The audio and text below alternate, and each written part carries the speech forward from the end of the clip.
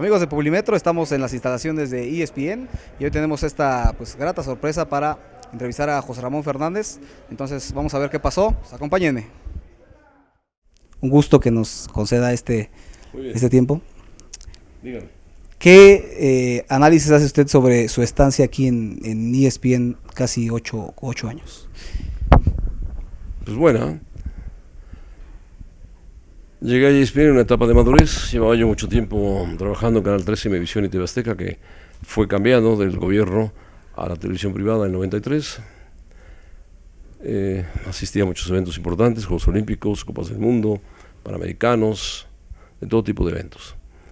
Creamos el programa de Deporte TV, que duró 34 años al aire, por lo menos conmigo. Yo no sé si continúa o ha desaparecido. Ya no lo veo, no es el Deporte TV que nosotros hicimos, es diferente. Creamos Protagonistas, que era un programa espectacular. Creamos En Caliente. Hicimos muchas cosas muy buenas en la época que trabajamos en Canal 13, en Imevisión y en TV Azteca. Termina eso, por cuestiones de una enfermedad. Yo salgo, ESPN me ofrece la posibilidad de trabajar en ESPN, y es una cadena internacional muy diferente a lo que es TV Azteca, una cadena cuya base está en Estados Unidos, en Connecticut, una empresa muy grande, americana, que tiene 100 millones de TV hogares en los Estados Unidos, de una gran penetración, sobre todo con sus deportes, una cadena netamente deportiva, cuyo gran dueño es Walt Disney, y me parece que pues aquí en ESPN México se ha crecido mucho.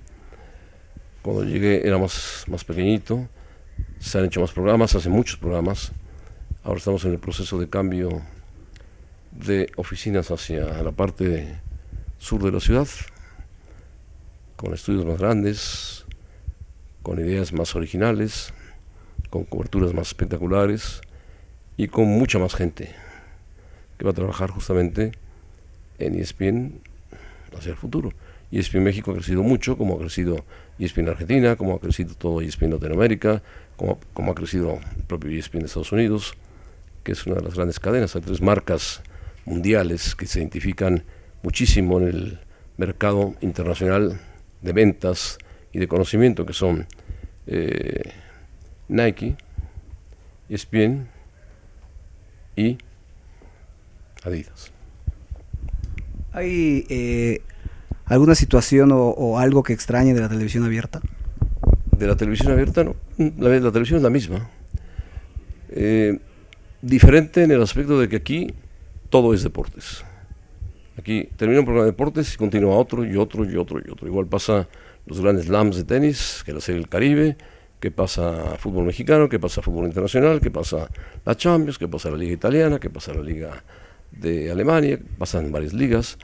Y en la televisión abierta los márgenes de eventos deportivos son muy cortos. Tú tienes un partido de fútbol, arrancas 10-15 minutos antes y terminas y adiós, se acabó. Aquí hay mucho más análisis, hay más tiempo de hacer previos y posteriores o post de los partidos, hay más análisis, hay más alrededor de. Se dio en el Super Bowl la cantidad de horas que transmitió ESPN, no solamente para Latinoamérica, sino para Estados Unidos, alrededor del Supertazón. Entonces, esas cadenas se pueden dar ese lujo, porque no tienen ni telenovelas, ni noticieros. Tienen noticieros como SportsCenter, que es un noticiero deportivo, que resume lo que está pasando lo que ha pasado durante el día.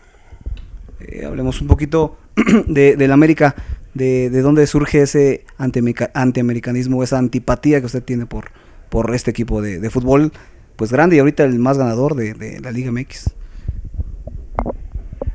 12 títulos lo hace el más ganador. Bueno, ellos lo dicen y afuera de sus instalaciones decían que es el más grande. Se nota que ustedes quieren trabajar en esa empresa. No, es notorio. 12 títulos en cerca de 100 años. Sí, claro. 12 títulos. ¿Sabe cuántos títulos ha ganado el Real Madrid? Sí. 32 títulos de Liga, 10 Copas de Europa, 19 Copas de España. ¿Me parece? No, pues, bueno, entonces, ya no le digo en Barcelona ni otros, ni el Bayern. Pero bueno, no es que me tenga antipatía por la América. Simplemente no tengo un acercamiento ni una simpatía por la América, por supuesto. pero no es en sí el América, es lo que rodea al América. Es lo que a mí no me ha gustado nunca, y siempre, desde que yo empecé en la televisión, siempre fui antagónico a todo lo que rodeaba a la América, no a la misma América. La América es un iceberg de una empresa poderosa, importante, de televisión abierta, que utiliza muy bien sus armas, sus noticieros, para hacer cosas y tratar de ser más influyente y más monopólica, a pesar de la famosa ley de la IFETEL, que supuestamente iba a ser más competitiva la televisión, iba a repartir más las cadenas. No ha aparecido todavía eso, que no iba a haber exclusividades, pero bueno, total, a final de cuentas no ha pasado nada. Esperemos que pase y ojalá sea más competitivo para todos. El América sin Televisa no es lo que actualmente dicen que es para todo el fútbol mexicano. El América es un equipo de fútbol, nada más. Un equipo de fútbol cuyo dueño es una empresa de televisión importante, grande, que hace muchos contenidos en español, pero es un equipo de fútbol como lo es el Veracruz, como lo es el Toluca, como lo es el Guadalajara. A veces anda bien, a veces anda mal, maneja quizá más presupuesto, no es el más popular de México, el más popular es el otro, el Guadalajara, a pesar de que ande mal, ya se levantará, tiene una desventaja. El Guadalajara juega con puros nacionales y el América puede jugar con 9 y hasta 10 extranjeros. Hablando ahorita del que toca el tema del Guadalajara, que sigue siendo el más popular, ¿a qué considera usted que se debe esta crisis por la que atraviesan, donde pues, está en peligro de descender? Pues ha habido grandes equipos que han descendido. Recientemente en Argentina descendió uno de los históricos, el River Plate. En España, por ejemplo, el Atlético de Madrid, que es hoy una de las uno de los grandes contendientes junto al Real Madrid y Barcelona, ha descendido también. En México hay 3 equipos que nunca han descendido: Toluca, Chivas y América. Me parece a mí que Chivas atraviesa, no de ahora, sino ya desde hace varios campeonatos, una mala planeación, un corte constante de técnicos. Le ha faltado ser más estricto con sus entrenadores. Ha llegado cualquier cantidad de entrenadores que no merecían estar en Chivas. Ha llegado cualquier cantidad de jugadores que tampoco merecían la camiseta de Chivas. Me parece que Chivas se va a salvar porque tiene jugadores buenos, porque el Chepo, pese a todo lo que le ha sucedido con la selección, es un buen técnico de fútbol, conoce el fútbol mexicano, se hizo en el Guadalajara, va a intentar salvarlo, pero hay una gran presión mediática, sobre todo forjada por el antiamericanismo, o por los americanistas, y los antiamericanistas, y los no americanistas, y los atlistas, y todo, para que Chivas se vaya a la segunda división. Chivas, estoy seguro que se va a salvar, porque tiene mejor equipo, porque hay equipos peores, porque Puebla va a sufrir mucho, porque la UDG es un equipo que subió y no se reforzó lo conveniente que tenía que haber sido, porque el Veracruz tampoco va a tener una campaña extraordinaria. Entonces el campeonato va a estar peleándose arriba con algunos equipos y abajo va el morbo de quien baja y punto. No es como en otros países del mundo que bajan 3, limpian 3 y suben 3. En Inglaterra, en España, en Italia pasa eso. Aquí baja uno y a duras penas. Alguna vez bajó el Atlante y de repente compró y se mantuvo en primera división. ¿No cree usted que ocurriría eso con Guadalajara en caso de descender? Primero ya le dije que no va a descender. Y segundo, el Guadalajara, si desciendes, jugará en segunda división. Punto. Pero no sé por qué es el tema redundante del Guadalajara y del Guadalajara. El Guadalajara está ahí por méritos propios. Si estuviera mejor estaría peleando, como peleó en alguna época los campeonatos. No es el más ganador porque ha ganado 11 títulos, pero bueno, 11 títulos con mexicanos. Lo que pasa es que ahora sacar jugadores mexicanos cuando los clubes en México, por decisión de los dueños y por decisión del máximo dueño del fútbol mexicano, pueden jugar 5 extranjeros y 4 naturalizados, bueno, pues el Guadalajara compite evidentemente en desventaja. El Guadalajara se alimenta de su cantera de jugadores mexicanos. No hay muchos mexicanos buenos, algunos están en Europa, algunos juegan y otros no juegan. Caso Chicharito, caso Ochoa, jugadores, caso Jiménez, que se la pasan sentados en el banco, partido tras partido. ¿Existe entonces una campaña americanista, atlista, para generar esa desconfianza en el seno de Guadalajara? No, yo creo que los árbitros, nada más. Hablando bueno ya de Chivas de América, Javier Aguirre jugó en ambos equipos. Javier Aguirre atraviesa una situación muy complicada. ¿Usted qué opina de esta sospecha sobre el amaño que pudo hacer el Vasco con el Zaragoza? Bueno, no es sospecha. Es un estudio muy profundo que ha hecho la ley de corrupción y la Fiscalía Española ante una acusación de un equipo de fútbol, un tercer involucrado, en un partido del Zaragoza-Levante del 2011, que era el Deportivo La Coruña. Zaragoza necesitaba ganar para quedarse en primera división. El Levante amablemente se prestó para que el Zaragoza ganara, según lo ha dicho la Fiscalía Anticorrupción y Delitos de España, y por lo tanto han fincado ciertas responsabilidades y han citado a 42 involucrados. Entre ellos está el presidente del Zaragoza, entre ellos está el técnico del Zaragoza, que era Javier Aguirre, jugadores de fútbol actuales todavía que juegan en el fútbol de primera división, el caso de Gavi, que está en el Atlético de Madrid, el caso de Da Silva, que está en Toluca, y varios más jugadores de Levante, para ser investigados, y si hay culpabilidad serán sentenciados. En España se está persiguiendo de oficio todo lo que suene a corrupción, ya sean banqueros, ya sean políticos, o sea gente que mande dinero a los bancos de Suiza, de Andorra o de donde sea, y laven dinero. Me parece a mí que si a ti te depositan en una cuenta, en tu cuenta personal, un día 50.000 euros y al día siguiente 35.000 euros, y te dicen, sácalos en efectivo, regrésamelos para que yo se los pague a Levante, hay lavado de dinero y hay fraude fiscal. Entonces, hay una investigación. Son presuntos investigados, no son presuntos culpables, ni siquiera han sido culpables. Hasta que se decida, va a pasar tiempo para que pase un punto final a esta decisión, que puede lastimar al Vasco Aguirre. Pero usted tiene alguna opinión respecto a la inocencia o culpabilidad de Javier. Muy difícil. Si la Fiscalía te presenta pruebas contundentes, es difícil. Yo pienso que el Vasco Aguirre hizo grandes temporadas en el fútbol español sin ganar nada. Dirigió equipos difíciles, con poco presupuesto como los Osasuna, con más presupuesto como el Atlético de Madrid. Jugó Champions con ellos. Dirigió al Zaragoza también. Con el Zaragoza tuvo problemas muy difíciles, estuvo a punto de irse a la segunda, se salvó en ese partido. Después dirigió el Español, no le fue nada bien. Terminó su etapa en España, así lo dijo él. Se fue a Japón por una buena oferta de la Federación Japonesa. La obligación de él era ganar la Copa Asiática, es eliminado en cuartos de final por Emiratos Árabes Unidos. A Japón no le gusta eso, se pone nervioso, los federativos japoneses. Ellos pensaban y buscaban que Japón, con el Vasco Aguirre, dejara de ser inocente, como son los japoneses a veces en el fútbol, juegan bien, tienen buenos jugadores internacionales en ligas europeas, pero Japón quería dar un salto, no lo pudo dar, y finalmente perdió la Copa Asiática, que la gana Australia en la final a Corea. Crecimiento grande de Australia, estuvo en la Copa del Mundo y estuvo ahora como campeón de la zona asiática. El Vasco fue dado de baja porque la Federación Japonesa pensó que iba a viajar mucho por la cuestión de los citatorios que iba a haber en tribunal a partir de finales de febrero. Entonces decidieron darlo de baja y además no cumplió con la expectativa de ganar y repetir la Copa Asiática, de la cual era Japón campeón con Sakeroni. Continuando con ese tema un poco, entonces usted considera que existe la corrupción en el fútbol. Siempre ha existido.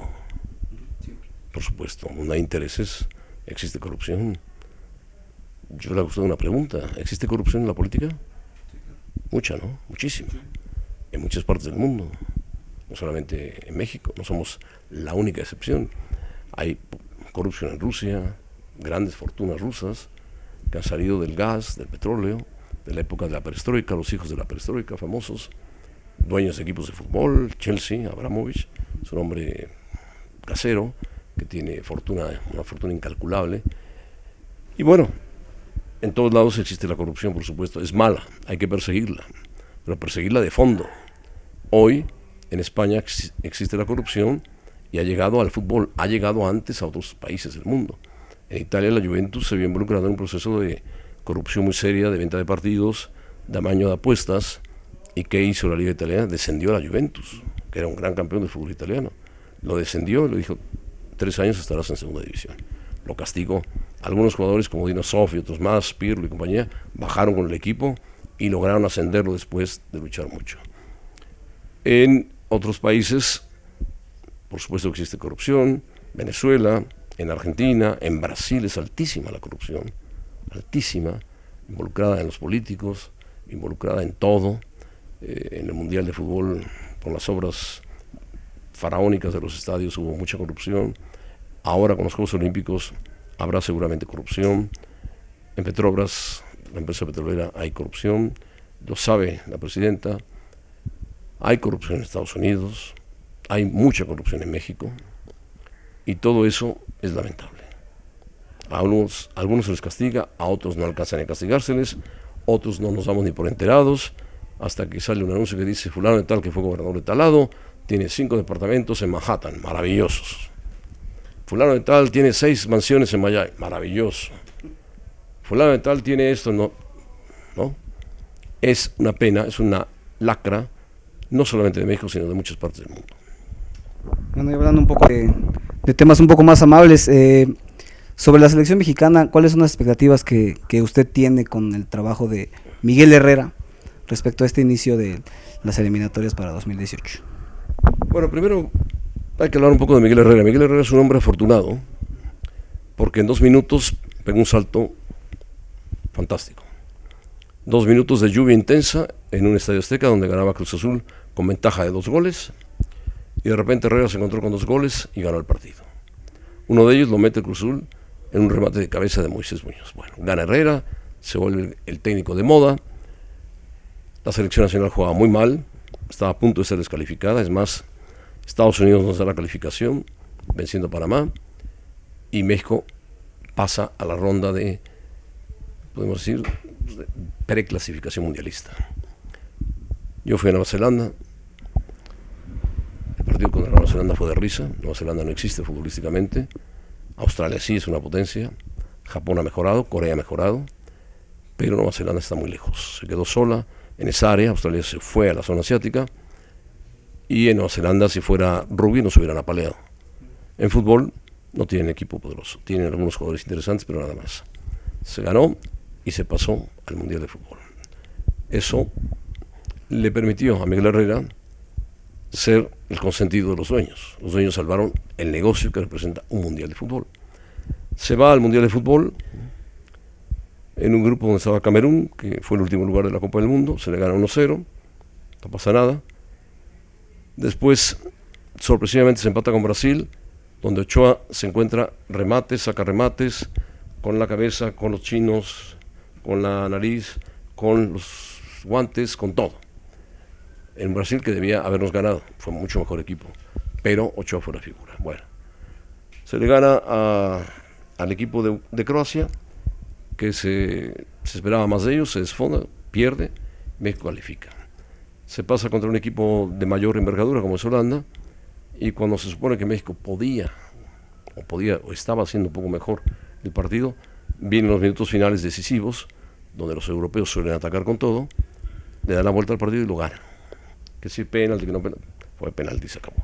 Ganaron, tan así ganaron y tan buen mundial hizo Holanda que se metió hasta el 3er lugar de la Copa del Mundo. México se quedó donde siempre se queda. Pero el Piojo, pues México está necesitado de héroes deportivos, a no tener grandes figuras políticas, a pesar de que tenemos grandes hombres de la literatura. Acaban de morir 2 extraordinarios hombres, uno de ellos Julio Scherer, maestro de maestros del periodismo.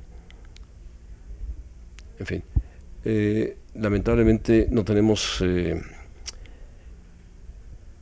héroes, decía yo, deportivos de gran alcance. Vamos, tuvimos en alguna época a Lorena, que era golfista, un deporte elitista. Tuvimos en alguna época a Ana Guevara, que era también un deporte desconocido, carreras de velocidad, 400 metros, la gente... Tuvimos a Chávez, que era un gran boxeador, tuvimos a Valenzuela, que era un buen pitcher, pero eran aislados, triunfos aislados del deporte mexicano. Tuvimos un campeón olímpico de fútbol, hoy los campeones olímpicos han desaparecido, se han ido perdiendo, no han triunfado del todo. Y entonces, bueno, pues el Piojo Herrera se da cuenta de eso la empresa que lo maneja, lo impulsa como el hombre más importante del fútbol. Él aprovecha su momento hollywoodense, hoy es marca o cara de grandes marcas importantes, de bancos importantes, hace comerciales por todos lados, pero ¿qué tiene que hacer el Piojo? Ahora, tiene que ganar la Copa Oro, tiene que hacer un papel aceptable en la Copa América, que no la va a ganar, por supuesto, porque se juega en Chile. Chile tiene un muy buen equipo de fútbol. Va a Argentina con el equipo que fue segundo lugar en la Copa del Mundo. Va a Brasil con un equipo renovado. Va, por supuesto, a Uruguay con Tavares, que sigue siendo técnico de los uruguayos, con un buen equipo. Va a Colombia, que tiene jugadores, cualquier cantidad de jugadores, no en México, sino en Europa, de primera categoría. Y siempre ganarle a los sudamericanos en su territorio es muy complicado. El favorito para mi gusto es Argentina y Chile, son equipos muy fuertes, muy competitivos. México hará un papel discreto, yo así lo siento, discreto, con una selección discreta de jugadores de la liga. Y la Copa de Oro la tiene que ganar a fuerza con los europeos, jueguen o no jueguen, no sean titulares o sean titulares, como Ochoa, como Chicharito, como Aquino, como Diego Reyes, muchos jugadores que actúan un ratito, salen. Se han solidificado algunos jugadores que no se hicieron en México. Los hermanos Dos Santos se hicieron completitos de los 13 años en el Fútbol Club Barcelona, y Giovanni se fue como nómada a recorrer como 55 equipos. Ya que recorrió 55 equipos, se asentó en el Villarreal y se encontró con su hermano, y ahí más o menos ha jugado. Pero tiene que ganar la Copa Oro y vendrán equipos difíciles. Panamá será uno de ellos, Honduras será otro de ellos, Costa Rica, que ha subido mucho su nivel, y por supuesto Estados Unidos. Y después, si ganas la Copa Oro, tendrás que enfrentar a Estados Unidos por un medio boleto para ir a la famosa Confederaciones en 2017 en Rusia. Y además viene el hexagonal, o el cuadrangular a fin de año, para dar paso al hexagonal, ese terrible hexagonal, donde sufrimos mucho en casa de los visitantes, o como visitantes, para pasar al Mundial de Rusia, que no será un Mundial igual de Brasil, no será igual de Brasil, donde destacaron los equipos latinos, será un Mundial europeo 100%, con Rusia como un equipo difícil y vecinos cercanos, más las grandes potencias europeas.